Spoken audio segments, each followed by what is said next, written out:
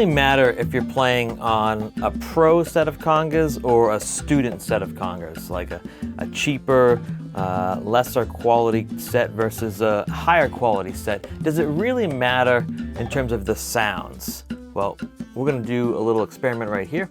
We're going to listen to two examples.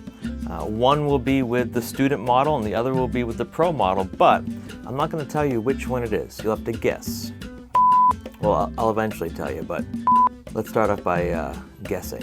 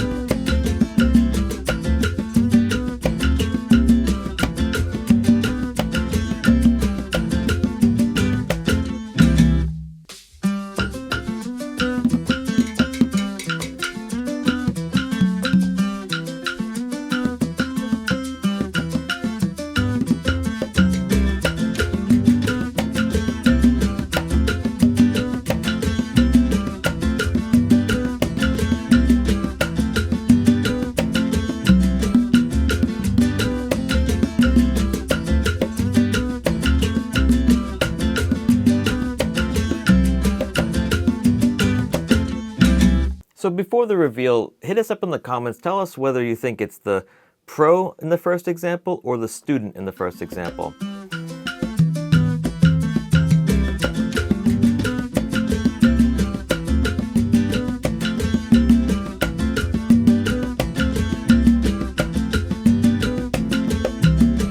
Okay, example one was the student model. And what I've learned from playing the student model in comparison to the professional model is the student model sounds really good. And these are decent quality heads. They're LP Aspire, but they're still good heads. Tuning it was a little bit difficult. Perhaps maybe the rim, the crown here, is not as stable or strong as a comfort curve like this. Maybe it just doesn't deal with the tension as evenly. I'm not sure, but that's kind of what I was thinking. It could be that this drum was dropped, or the head has a defect somewhere that I just don't know about when it was mounted. All these things could be factors. Now, when it comes to playing the tones, and the slaps, one thing that I noticed is, especially on the slaps, the lower mid-range on the student was a little bit absent.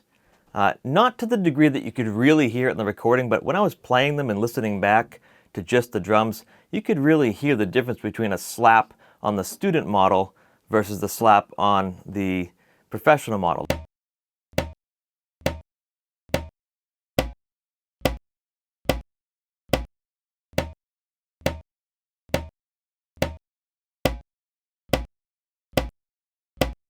The professional model, the overtones was a little bit more balanced and the lower mid frequencies were more supported by these drums. And I wonder if it's the shell. I wonder if it's probably the bearing edge, to be honest with you. The conga drum sound is heavily impacted, like any drum, heavily impacted by the bearing edge. Now, let's look at some differences in prices, because that's obviously the decision that you have to make. Can you afford only the student model, or can you afford the professional model? And do you want to pay that difference in price for the increase in quality of tones? You know, that's a decision that you have to make. And, you know, for me as a professional, I'm going to buy the professional drums, but that doesn't mean you can't get a good sound out of the student drums. And we'll also look at some examples of middle level drums and some professional drums that are mid-level prices. There's some series of drums out there that definitely cater to a more mature player that might not need to spend $600 to $800 on a drum.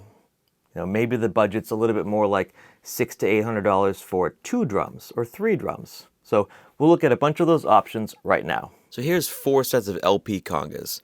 The first 2 are the student models. The City series is a little bit better than the Aspire, even though the price is lower for the City series.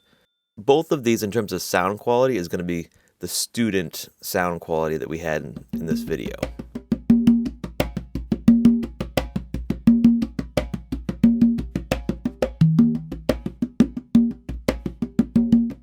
All right, now down below here, we see the Matador, which is very close to what I have. My drums, my professional drums are LP Salsa models. So those are 28 inches tall. These are 30 inches tall. These prices for the Matador is around $530 per drum. So you're going to be spending more than $1,500 if you buy 3, or more than $1,000 if you buy 2 drums. The Giovanni's are amazing. Okay, and those are around $700 to $800 per drum. And if you want professional level sounds, but you don't want to pay necessarily that professional price that you're going to have to pay for these, consider something like the Luis Conte Artist Series. These drums are more like $380. So you can get 2 drums for about what you would pay for one of the Giovanni. Now the Headliner Series, if you're wondering about this, this is also another option to consider. Now these are $530 for 2 with the nice stands. These are my favorite stands. In fact, you don't see them in my videos often or at all, but I actually use Meinl stands very similar to these ones. They're very strong, they're very simple, they're very adjustable for different size drums and different heights for players. I definitely recommend those. So this is actually a pretty good deal for drums that are between student and professional level in terms of quality. It's closer to the student side when it comes to the hardware, so that's going to be a thing for tuning and what heads you're putting on. But as far as like the actual shells, they're very good. And I've played on these. I actually had a Headliner just kicking around my studio for a while. They're very, very good. They sound great. But if you're more beginner or your budget's a little tighter, these City Series drums or the Aspire, depending on which ones you want, both work really well for a variety of settings. And as you've heard in this video here today, the student model drums still sound really good. It all comes down to the way you play, the way you tune the drums. That's always before the quality of drums.